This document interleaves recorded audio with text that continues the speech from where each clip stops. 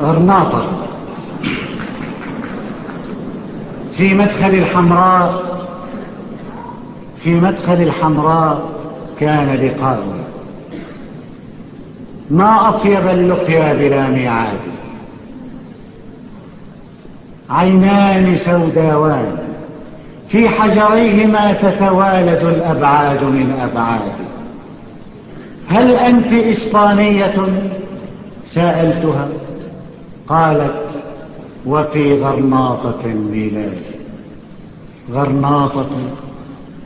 غرناطة وصحت قرون 7 في تينك العينين بعد رقاد، وأمية راياتها مرفوعة وجيادها موصولة بجياد. ما أغرب التاريخ كيف أعادني لحفيدة سمراء من أحفادي.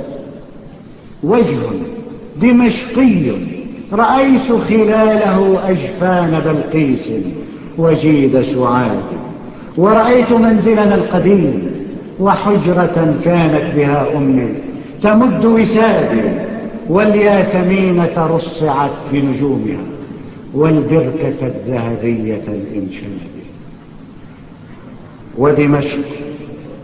ودمشق أين تكون؟ قلت ترينها في شعرك المنساج نهر سواد، في وجهك العربي، في الثغر الذي ما زال مختزنا شموس بلادي، في طيب جنات العريش ومائها، في الفل، في الريحان، في الكباد. سارت معي والشعر يلهث خلفها كسنابل تركت بغير حصاد، يتألق القرط الطويل بأذنها مثل الشموع بليلة الميلاد. ومشيت مثل الطفل خلف دليلتي، وورائي التاريخ كوم رمادي.